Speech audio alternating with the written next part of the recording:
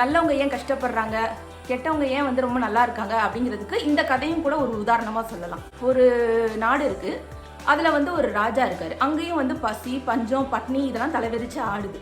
அப்போ வந்து அங்கே இருக்கக்கூடிய ஜோஷியக்காரவங்களாம் என்ன சொல்கிறாங்கன்னா, நீங்கள் வந்து விருந்து கொடுங்க, அதாவது அன்னதானம் போடுங்க, இந்த மக்கள் வந்து செழிப்பாக இருக்கலாம், அப்புறம் காலப்போக்கில் வந்து இந்த நாடு செழிப்பாக மாறுறதுக்கான வாய்ப்புகளும் இருக்குது, உங்களுக்கும் அது நல்ல பேர் தானே அப்படின்னு சொல்கிறாங்க.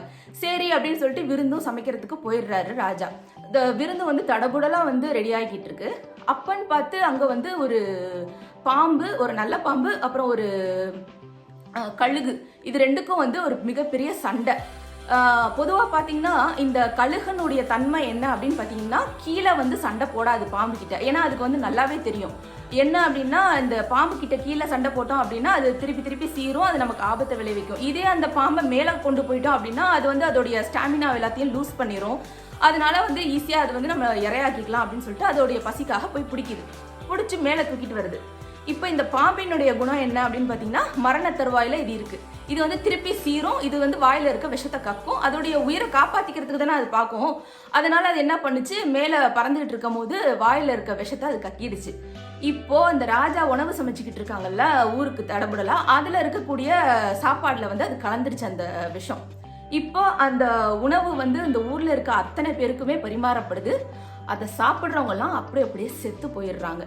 அதாவது ராஜா என்ன நினைச்சாரு அப்படின்னா, பசி பஞ்சம் பட்னியில இவங்க செத்துறக்கூடாது, நம்ம வந்து இப்படியாவது ஒன்னதானம் பண்ணி நம்ம நாட்டு மக்களை காப்பாற்றணும்னு தான் நினைச்சாரு. ஆனா அவங்களுடைய மரண சாசம் ஏற்கனவே எழுதப்பட்டுருச்சு. அதாவது இவர் சாப்பாடு போட்டாலும் அவங்க இறக்க தான் போறாங்க, இல்ல சாப்பிடல அப்படின்னா பசி பஞ்சத்தால வந்து அவங்க அடிப்பட்டு சாக தான் போறாங்க. ஏன்னா மரண சாசனம் இறைவன் எழுதி வச்சுட்டாரு. அப்படி இருக்கும் போது நம்ம இறைவனை கொஸ்டின் பண்ண முடியாது. ஸோ இப்போ எதனால வந்து இது சாப்பிட்டு தான் இறக்கணும் அப்படின்னு இருந்தது அப்படின்னா, அந்த ராஜா வந்து ரொம்ப நல்லவர், அவருக்கு வந்து புண்ணிய கணக்கு அப்படின்னு தேவைப்பட்டுச்சு. அப்போ அந்த புண்ணிய கணக்கை எழுதுறதுக்காக இறைவன் என்ன பண்ணியிருக்காரு அப்படின்னா, அன்னதானத்தை போட்டு இந்த மக்கள்லாம் இறக்கட்டும், அந்த புண்ணியம் வந்து இந்த ராஜாவுக்கு போகட்டும் அப்படின்னு சொல்லி எழுதிடுறாரு. ஸோ இந்த விஷயம் நடந்துருச்சு. இப்போ புண்ணிய கணக்கு அப்படின்னு எழுதுனா பாவக்கணக்குன்னு ஒன்று எழுதி தான் ஆகணும். அது வந்து ஒரு இறை சட்டம் அப்படின்னு இருக்கு. அதனால என்ன பண்ணிட்டாங்க, இப்போ வானவர்கள் இல்ல மலக்குமார்கள் எப்படி வேணாலும் வச்சுக்கலாம், இவங்க என்ன பண்ணிட்டாங்க, இப்போ வந்து கடவுள்கிட்ட நம்ம போய் சொல்லணும், இப்போ வந்து இந்த பாவக்கணக்கை வந்து யார்கிட்டயாவது போட்டு தானே ஆகணும். இப்போ இத்தனை மக்கள் இறந்து போயிருக்காங்கன்னா அந்த பாவக்கணக்கு யார் மேலேயாவது போடணும். இப்போ யாரு மேல போடலாம் அப்படின்னு யோசிக்கிறாங்க. கழுகு மேல போடலாம் அப்படின்னு பார்த்தா கழுகுனுடைய தன்மையே அதுதான். அதாவது அது உணவு தேடி அலைஞ்சிருக்கு, அந்த நேரத்தில் இந்த பாம்பு பட்டிருக்கு, அதனுடைய உணவு தேவைக்காக இந்த பாம்பை வந்து அது பிடிச்சிருக்கு. அதனால அது மேலே எழுத முடியாது. இப்போ வந்து இந்த பாம்பை வந்து என்ன பண்றது அப்படின்னு பார்த்தா, அதோடைய உயிரை காப்பாற்றிக்கிறதுக்காக அது விஷத்தை உமிழ்ந்திருக்கு. அதுவும் தவறு கிடையாது, அது அதனுடைய தன்மை, அதோடைய இயல்பு. சரி, ஓகே. இப்போ இந்த ராஜா மேலதான் மிஸ்டேக்கான்னு பார்த்தா கிடையாது. அவர் நல்ல எண்ணத்துல தான், மக்கள் நல்லா இருக்கணுன்ற நல்ல எண்ணத்துல தான் சமைச்சிருக்காரு. அப்ப அதுலயும் ஒன்றும் பண்ண முடியாது. இப்போ இந்த பாவக்கணக்கை யார் மேலே எழுதுறது அப்படின்னு சொல்லி தேடிக்கிட்டு இருக்காங்க. இப்போ என்ன ஆகுது அப்படின்னா, அந்த வழியா வந்து ஒரு வாரம் போகுது, ஒரு மாசம் போகுது, இப்படி கொஞ்சம் காலங்கள் கடந்து போகுது.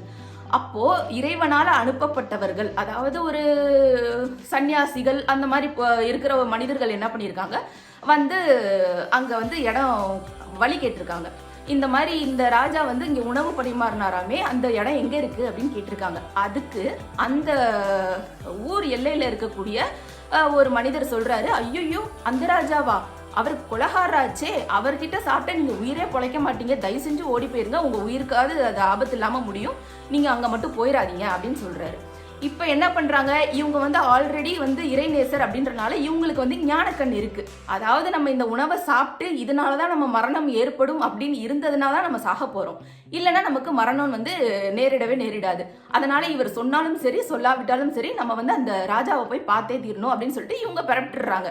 இப்போ வானவர்கள் இதை கவனிச்சுக்கிட்டே இருக்காங்க. இப்போ இந்த பாவக்கணக்கை யாரு மேல எழுதலாம் அப்படின்னு பாக்குறாங்க அப்படின்னா, இப்போ இந்த கடைசியா ரூமரை பரப்புனாரு பாருங்க, அதாவது ராஜாவை பத்தி, அவருடைய எண்ணத்தை பத்தி, அவருடைய கவலையை பத்தி கொஞ்சம் கூட யோசிக்காம வாய்க்கு வந்தபடியெல்லாம் அவருடைய உணவையே சாப்பிட்டுக்கிட்டு அவருடைய ஊர்லயே வாழ்ந்துக்கிட்டு அவரை பத்தியே புரணி பேசின அந்த மனிதன் மேல இந்த பாவக்கணக்கை எழுதிடுறாங்க. சோ இப்போ என்ன ஆகி போச்சு, இறைவன் நாடினால அந்த ராஜாவுக்கு புண்ணிய கணக்கு, இந்த மனிதன் ரூமர் பேசின இந்த மனிதனுக்கு பாவ கணக்கும் போய் சேர்ந்துருச்சு. இப்போ இறைவன் நாடுனா மட்டும்தான் நீங்க புண்ணியமே செய்ய முடியும். அதே போல இறைவன் நாடுனா மட்டும்தான் நீங்க பாவம் செய்ய முடியும். ஏன் அப்படின்னு பாத்தீங்கன்னா, இறைவன் இல்லாமல் ஒரு அணுவும் அசையாது அப்படிங்கிறது தான் இது கான்செப்ட். அப்போ நம்ம ஒரு விஷயம் செய்யறோம் அப்படின்னா அது நம்ம செய்யறதே கிடையாது. அது இறைவன் வந்து நம்ம மூலியமா செய்யறாரு. இப்படி யோசிச்சு பாருங்க. இப்போ உங்களுக்கு கை கால் விழுந்து போயிருது, இல்ல ஒரு வாதம் வந்துருது, இல்ல ஒரு பிபி சுகரே வச்சுப்போமே, இல்ல நீங்க மயக்கம் போட்டு விழுந்துடுறீங்க. அந்த ஒரு நிமிஷம் நீங்க என்ன யோசிப்பீங்க? நான் வந்து ஒரு மனிதன், என்னால எல்லாமே முடியும் அப்படின்னு நீங்க யோசிப்பீங்களா? இது ஏன் எனக்கு இந்த நோய் வந்துச்சு அப்படின்னு யோசிப்பீங்களா? இல்ல இறைவன் இதை எனக்கு நாடி இருக்கான் அப்படின்னு யோசிப்பீங்களா? இப்போ நீங்க இறைவனை இதுல நீங்க எப்படி நீங்க எந்த கண்ணோட்டத்தோட நீங்க பார்க்க முடியும் அப்படின்னு பாத்தீங்கன்னா, நீங்க வந்து கணிக்கவே முடியாது. அதுதான் இறைத்தன்மை. இறை அச்சம் அப்படிங்கிறது அது வந்து மேல வந்து கிடையாது. அதாவது எல்லா இடத்துலயுமே அது இருக்கு. அது இல்லாத இடமே கிடையாது. அது இதுதான் அப்படின்னு நீங்க கணிக்கவே முடியாது. அதாவது நீங்க வந்து ஒரு குரான் படிக்கலாம், இல்ல பகவத்கீதா படிக்கலாம், இல்ல பைபிள் படிக்கலாம். எல்லாத்துலயுமே வந்து நீங்க நார்மலான கண்ணோட்டத்தோட பாத்தீங்க அப்படின்னா அது ஒரு கதைகளாகவும் அது ஒரு நம்பிக்கைகளாகவும் தான் உங்களுக்கு தெரியும். ஆனா இதே நீங்க உங்களுடைய அகக்கண்ணை திறந்து ஒரு ஞானத்தோட நீங்க பாத்துட்டீங்க அப்படின்னா அதுல இருக்கக்கூடிய ஒவ்வொரு வார்த்தைக்கும் பல அர்த்தங்கள் இருக்கு அப்படிங்கிறத நீங்க வந்து உணரலாம்.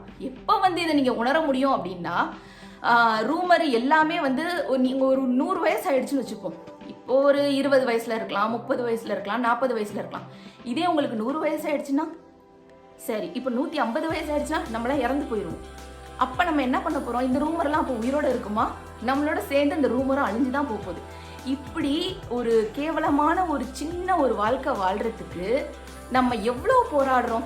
ஒவ்வொருத்தவங்களை பத்தி தப்பு சொல்றோம், நம்மளை தப்பு சொல்றோம், நம்ம குடும்பத்துல இருக்கவங்க கிட்ட சமாதானம் இல்லாம இருந்துக்கிறோம், நம்மளுடைய சுத்தி இருக்கக்கூடிய அத்தனை பேர்கிட்டையும் குற்றங்களை பார்க்குறோம். நம்ம வந்து கொஞ்சம் கூட சமாதானம் ஆகிறதுக்கு ரெடியாவே இல்லை. இவங்க எனக்கு இந்த விஷயத்த பண்ணாங்க, அதனால அவங்க அப்படி ஆயிட்டாங்க, கடவுள் வந்து தண்டனை கொடுத்துட்டாரு அப்படின்றாங்க. இதே அந்த தண்டனை இவங்களுக்கு வந்துச்சுன்னா உடனே கடவுள் எங்களை தண்டிச்சிட்டாரு, ஆனா நாங்க எந்த பாவமே பண்ணல, நல்லவங்களுக்கு மட்டும்தான் இது சோதனை கிடைக்குது, என்னடா இது இறைவா அப்படிங்கிறாங்க.